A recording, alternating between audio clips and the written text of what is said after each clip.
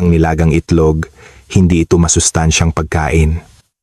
Kapag mali ang paraan ng pagkain mo, nagiging lason ito. Lalo na sa mga kumakain ng itlog at agad na isinusunod ang isang bagay na ito, itigil nyo na agad. Lumilikha ito ng bukol ng kanser sa loob ng tiyan. Magandang araw, ako si Park Hangyol, 35 taong nagtrabaho sa food purchasing team ng isang malaking supermarket. Araw-araw din akong kumakain ng itlog tuwing umaga para maging malusog. Pero isang araw, sa edad na 56, isinugod ako sa emergency room ng ospital ng Maynila. Tinanong ako ng doktor, ano ang kinain mo kaninang umaga? Itlog at yun po. Biglang sumeryoso ang mukha ng doktor. Iyan ang pinakamasama. Kapag patuloy kayong kumain ng ganyan, mapapahamak kayo. Noong araw na iyon, napagtanto ko, sa loob ng 35 taon na pagbebenta ko ng masusustansyang pagkain, ako pala mismo ang sumisira sa sarili kong katawan. Mula noon, sinimulan kong magsaliksik na parang nababaliw. Ginamit ko ang aking retirement pay para sa pagsusuri ng mga sangkap at personal kong sinubukan sa aking katawan. Noong una, isa lang ang nahanap ko. Pero habang palalim ng palalim ang aking pagsasaliksik, 4 na pala ang lumabas. Sa kalagitnaan nito, nakilala ko ang isang 68 taong gulang na lola, si Aling Marisol Reyes, na taga Pampanga, Ginoong Park. Araw-araw akong kumakain ng itlog para maging malusog. Pero bakit lalo lang sumasama ang pakiramdam ko? Pareho kami ng paraan ng pagkain ni Lola. Ang resulta ng kanyang blood test ay nagpakita na ang kanyang inflammation level ay 3 beses na mas mataas sa normal.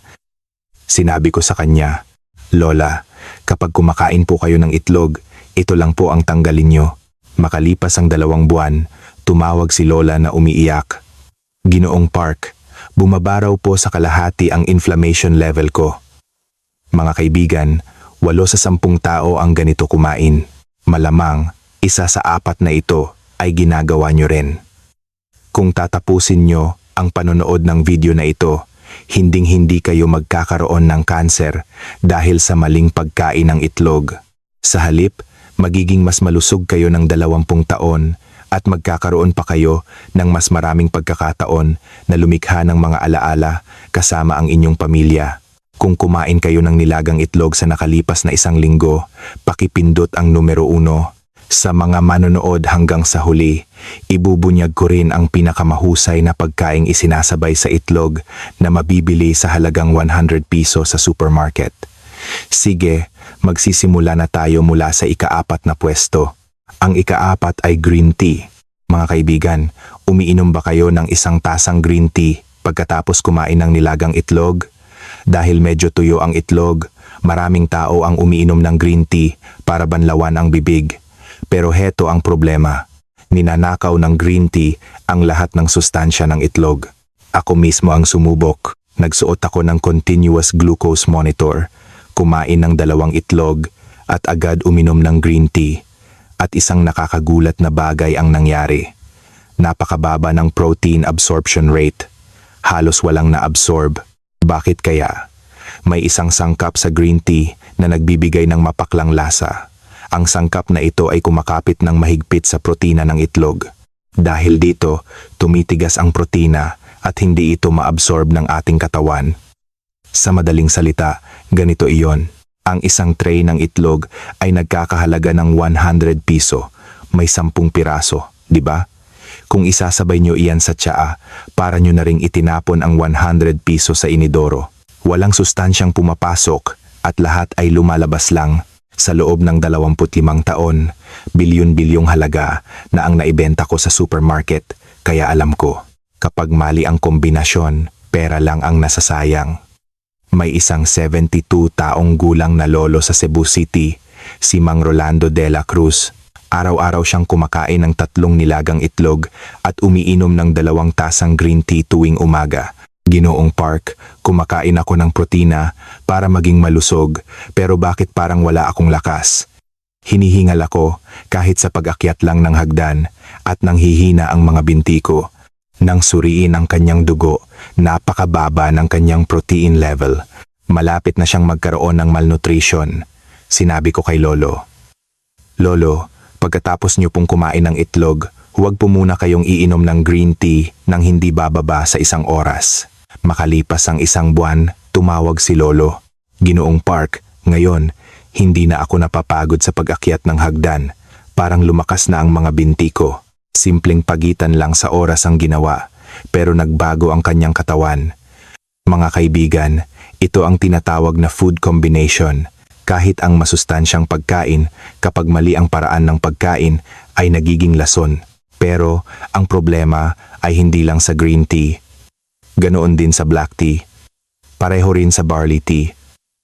Lahat ng uri ng tsaa ay may mapaklang lasa. At ang lasang iyon ang kumakapit sa protina ng itlog. May mga nagtatanong, Ginoong Park, paano naman ang kape? Ayos lang ba?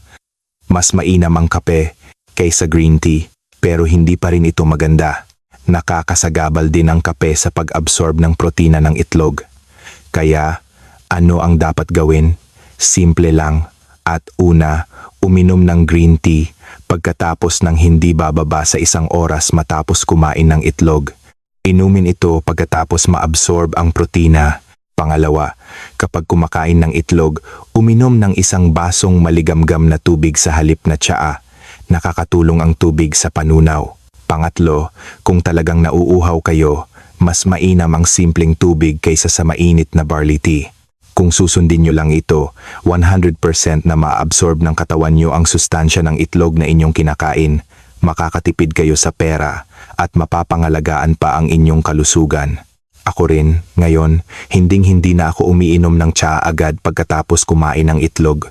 Naghihintay talaga ako ng 1 oras bago uminom at talagang may pagkakaiba.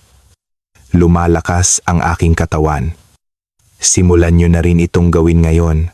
Bukas ng umaga, kapag kumain kayo ng itlog, ipagpaliban ang pag-inom ng tsaa sa loob ng 1 oras. Pero mga kaibigan, kung ganito na ang epekto ng ika-4, paano pa kaya ang ikatlo? Mas malala ang ikatlo. Hindi lang sustansya ang ninanakaw nito. Lumilikha ito ng bato sa loob ng tiyan. Dapat mag-ingat, lalo na ang mga senior citizen na edad 60 pataas. Ang mga batong ito ay bumabara sa maliit na bituka at 10,000 tao ang isinusugod sa emergency room bawat taon dahil dito. Kung hahatiin sa bawat araw, 30 katao iyon. Araw-araw, 30 katao ang dinadala sa emergency room dahil sa sakit ng tiyan. Ngayon, ibubunyag ko na ang ikatlo. Mag-focus kayo. Ang ikatlo ay gatas.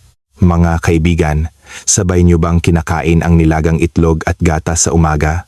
Maraming tao ang kumakain ng itlog para sa protina at pagkatapos ay umiinom ng 1 basong gatas. Kapag pinagsabay niyo ang itlog at gatas, nagkakagulo sa loob ng tiyan ninyo. Sa terminong medikal, tinatawag itong indigestion. Sa madaling salita, pagtatae. Ito ay isang kaso na personal kong nakita. Isang 67 taong gulang na lola sa Quezon City, si Aling Teresita Santiago. Araw-araw siyang kumakain ng 2 nilagang itlog at 1 baso ng gatas tuwing umaga para madagdagan ang protina ko. Sabi sa TV, kailangan daw kumain ng maraming protina. Pero araw-araw, sumasakit ang tiyan ni Lola. Nagtatai rin siya. Laging kinakabagan at dumidighay. Ginoong Park, kumakain naman ako ng maayos para maging malusog. Pero bakit laging sumasakit ang tiyan ko? Pabalik-balik lang ako sa banyo. Tinanong ko si Lola. Lola, sinasabayan niyo po ba ng gatas ang pagkain niyo ng itlog? Oo, araw-araw akong ganoon kumain. Bakit? Masama ba iyon? Lola, iyan po mismo ang patibong. Parehong masustansya ang dalawa, pero kapag pinagsabay, nagiging lason. Mga kaibigan, bakit ito nangyayari? Ang itlog ay protina mula sa manok. Ang gatas ay protina mula sa baka. Pareho silang mabigat na protina, tulad ng karne, at napakatagal bago matunaw. Kapag sabay itong kinain, na-overload ang tiyan. Parang nilagyan mo ng sobrang daming labahin ang washing machine. Iikot ito sandali at pagkatapos ay hihinto. Dahil dito, matagal na nananatili ang pagkain sa tiyan. Habang tumatagal, nagsisimula itong mabulok. Nagkakaroon ng gas. Kumukulo ang tiyan, lalo na sa mga senior citizen na edad 60 pataas. Mas delikado ito dahil ang kanilang digestive enzymes ay kalahati na lang kumpara noong bata pa sila. Sa madaling salita, ganito iyon. Noong bata pa, ang tiyan natin ay parang truck. Kahit mabigat ang karga, kaya nitong dalhin. Pero sa pagtanda, ang tiyan ay nagiging parang kariton. Kapag mabigat ang karga, umuugang ang mga gulong. Sa mga mas bata, pilit pa ring natutunaw, pero sa mga nakatatanda, agad na nagtatae. Sa isang taon, 100,000 senior citizen ang nagpapatingin sa ospital dahil sa indigestion. Sa isang araw, katumbas iyon ng halos 1,400 katao. Araw-araw, 1,400 katao ang pumupunta sa ospital dahil sa sakit ng tiyan. At sa kanila, 3 sa 10 ang sanhi ay ang pagsasabay ng pagkain ng itlog at gatas. Sinabi ko kay Aling Teresita, "Lola, kapag kumakain po kayo ng itlog, huwag niyo pong isasabay ang gatas. Maghintay po kayo ng hindi bababa sa 2 oras. Kailan ko naman kakainin ng protina? Lola, kung kumain po kayo ng itlog sa umaga, sa tanghali niyo na po inumin ang gatas." Sa ganitong paraan, pareho silang maabsorb ng maayos. Makalipas ang 1 buwan, tumawag si Lola. "Ginoong Park, hindi na po ako pabalik-balik sa banyo. Hindi na rin sumasakit ang tiyan ko. Simpleng pagitan lang sa oras ang ginawa, pero ganap na nagbago ang kanyang katawan." Mga kaibigan, ito ang tinatawag na food combination. Kahit ang masustansyang pagkain, kapag mali ang paraan ng pagkain, ay nagiging lason. Pero ang problema ay hindi lang sa gatas. Ganoon din sa yogurt. Pareho rin sa keso. Lahat ng dairy products ay pare-pareho. May mga nagtatanong, "Ginoong Park, paano naman ang soy milk?" Ayos lang ba? Mas mainam ang soy milk kaysa gatas. Pero hindi pa rin ito maganda. Dahil marami ring protina mula sa soya ang soy milk, mahirap itong tunawin kasama ng itlog. Kaya, ano ang dapat gawin? Simple lang. Una, uminom ng gatas. Pagkatapos ng hindi bababa sa 2 oras, matapos kumain ng itlog, inumin ito pagkatapos matunaw ang itlog. Pangalawa, kung kumain kayo ng itlog sa umaga, inumin ang gatas sa tanghali o gabi. Ganap na paghiwalayin ang oras sa buong araw. Pangatlo, kapag kumakain ng itlog, uminom ng maligamgam na tubig o barley tea sa halip na gatas. Mas nakakatulong ang tubig sa panunaw. Kung susundin nyo lang ito, hinding-hindi kayo magdurusa sa pagtatae. Hindi na ninyo kailangang pabalik-balik sa banyo. Ako rin. Ngayon, kapag kumakain ng itlog, hinding-hindi ko na isinasabay ang gatas. Naghihintay talaga ako ng 2 oras bago uminom. At talagang mas magaan sa pakiramdam. Simulan nyo na rin itong gawin ngayon. Bukas ng umaga, kapag kumain kayo ng itlog, ipagpaliban ang pag-inom ng gatas para sa tanghalian. Pero mga kaibigan, kung ganito nakatakot ang 3, paano pa kaya ang 2? Mas nakakatakot ang 2. Hindi lang tiyan ang sumasakit. Ginagawa nitong malagkit ang dugo sa mga ugat. Nagdudulot ito ng pamamaga sa buong katawan. Lalo na sa mga may diabetes at mataas ang presyon, dapat kayong mag-ingat. Kapag mali ang pagkain nito, maaaring magbara ang mga ugat at magdulot ng stroke. Ngayon, ibubunyag ko na ang 2. Huwag ninyong palalampasin. Ang 2 ay matamis na tinapay. Mga kaibigan, kapag nilagang itlog lang ang kinakain nyo sa umaga, nakakabagot, di ba? Kaya marami sa inyo ang sumasabay ng ensaymada, mamon o pandekoko. 1. May mga nagsasabi, hindi ba't perpektong almusal na ang itlog at tinapay? Pero ito ay napakadelikado. Kapag pinagsabay ang itlog at matamis na tinapay, kinakalawang ang mga ugat. Sa terminong medikal, mahirap itong ipaliwanag, pero sa madaling salita, ito ay basura sa mga ugat. Ako mismo ang sumubok. Nagsuot ako ng continuous glucose monitor, kumain ng 2 itlog at 1 piraso ng mamon, at isang nakakagulat na bagay ang nangyari. Sumabog ang aking blood sugar, mahigit doble sa normal na antas, at tumaas din ang aking vascular inflammation level. Bakit kaya? Ang itlog ay mayroong protina, ang tinapay ay mayroong asukal.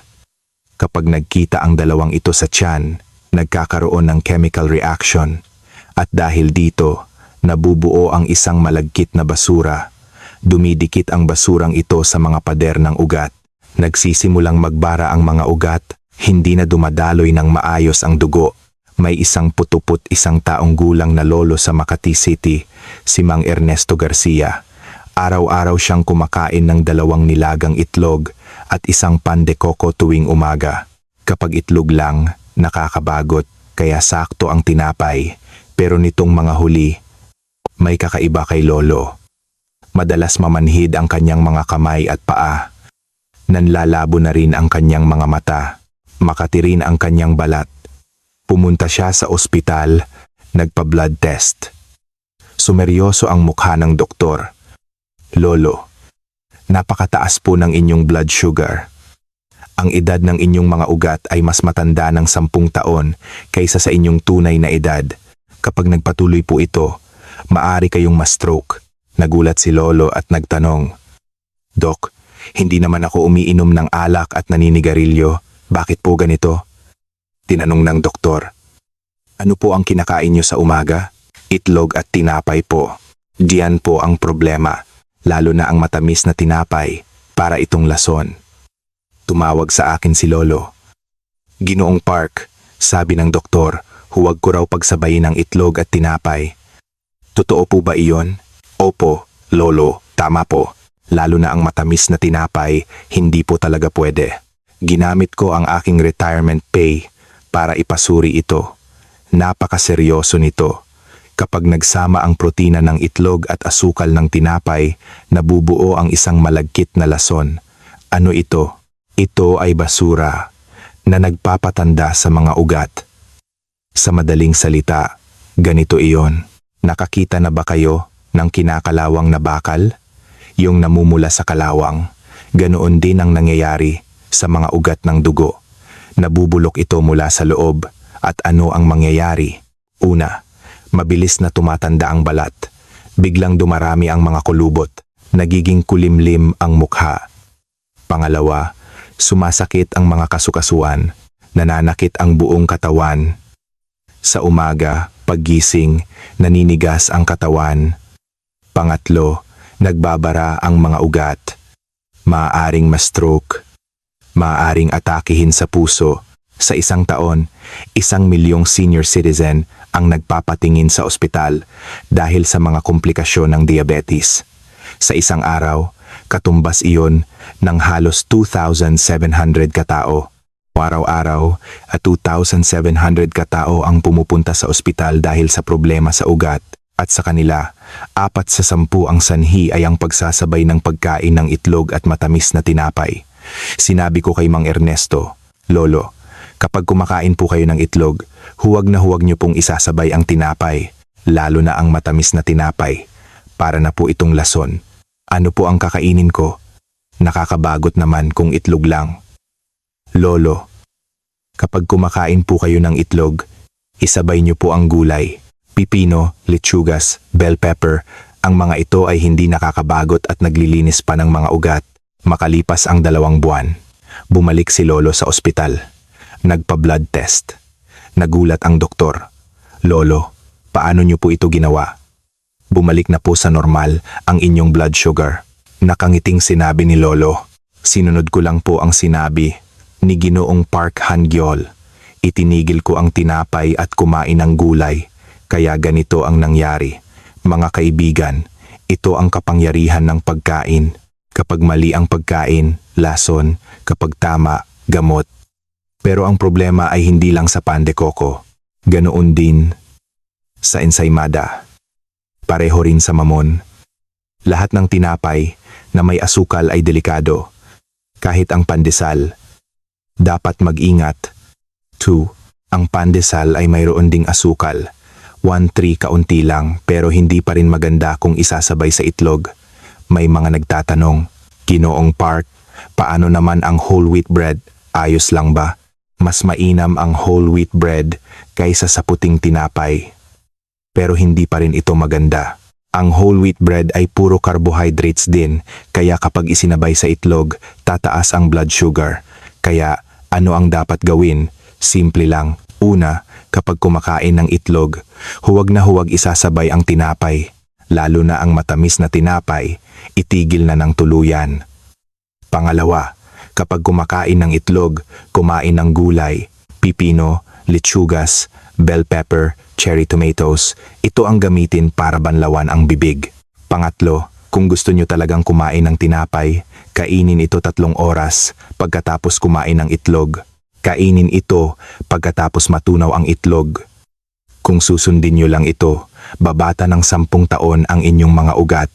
Gaganda rin ang inyong balat at hindi nasasakit ang mga kasukasuan. Ako rin, ngayon, kapag kumakain ng itlog, hindi ko na tinitingnan ang tinapay. Sa halip, kumakain ako ng isang hiniwang pipino at talagang gumaan ang aking pakiramdam. Simulan nyo na rin itong gawin ngayon. Bukas ng umaga, kapag kumain kayo ng itlog, alisin ang tinapay at ilabas ang gulay. Pero mga kaibigan, kung ganito nakatakot ang ikalawa, paano pa kaya ang una? Ang una ay talagang nakakagulat. Ito ay isang kombinasyon ng carcinogen na opisyal na binalaan ng WHO. Kapag kinain ito, nabubuo ang bukol ng kanser. Lalo na sa mga kumakain nito para magmukhang brunch. Marami sa inyo, kailangan nyo na itong itigil ngayon din. Ngayon, ibubunyag ko na ang una. Huwag ninyong palalampasin. Ang una ay processed meat. Mga kaibigan, sa umaga, kumakain ba kayo ng nilagang itlog at pritong longganisa? Dahil kulang kapag itlog lang, marami sa inyo ang sumasabay ng ham, bacon o longganisa. May mga nagsasabi, hindi ba't masarap na almusal na ang itlog at longganisa, pero ito ang pinakadelikado. Kapag pinagsabay ang itlog at processed meat, nabubuo ang bukol ng kanser sa loob ng tiyan. Opisyal na nagbabala ang WHO. Ang kombinasyong ito ay lumilikha ng Group 1 carcinogen. Ako mismo ang nagpa-analyze ng mga sangkap. Pagkatapos kumain ng itlog at longganisa, nagpa-urine test ako at nakakagulat ang resulta. Ang antas ng carcinogen ay 5 beses na mas mataas sa normal. Bakit kaya? Ang processed meat ay mayroong preservative. Ito ay isang kemikal na pumipigil sa pagkabulok ng karne. Kapag ito ay humalo sa pula ng itlog, nagiging lason ito. Sa madaling salita, ganito iyon. Kapag ang malinis na tubig ay pinatakan ng isang patak ng lason, ang buong tubig ay nagiging lason, di ba? Ganoon din ang nangyayari sa loob ng tiyan. May isang 74 taong gulang na lola sa Caloocan, si Aling Remedios Fernandez. Araw-araw siyang kumakain ng 2 nilagang itlog at 2 piraso ng pritong longganisa tuwing umaga. Paborito kasi ng mga apo ko, kaya nakikisabay na rin ako. Pero nitong mga huli, may kakaiba sa katawan ni Lola. Hindi nawawala ang kanyang pagod. Hindi rin siya natutunawan. Bigla rin siyang pumayat. Pumunta siya sa ospital, nagpa-endoscopy. Sumeryoso ang mukha ng doktor. Lola, malubha po ang pamamaga ng lining ng inyong tiyan. May posibilidad po itong mauwi sa cancer.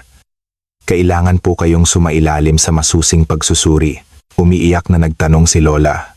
Dok, buong buhay ko naman inalagaan ang sarili ko. Bakit po ganito? Hindi naman ako umiinom ng alak at naninigarilyo. Tinanong ng doktor, ano po ang kinakain niyo sa umaga? Itlog at longganisa po. Araw-araw kong kinakain para sa protina. Iyan po ang problema. Lola, kapag araw-araw niyo pong kinakain iyan, magkaka-stomach cancer po kayo. Tumawag sa akin si Lola na umiiyak. Ginoong Park, baka magka-cancer daw po ako. Yung araw-araw kong kinakain para maging malusog. Lason pala, nadurog ang puso ko.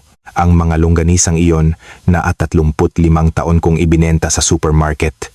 Isa rin ako sa mga isinugod sa emergency room. Dahil sa pagkain niyon, sinabi ko kay Lola, Lola, simula ngayon, itigil niyo na po. Hindi pa po huli ang lahat. Ang processed meat ay tulad nito.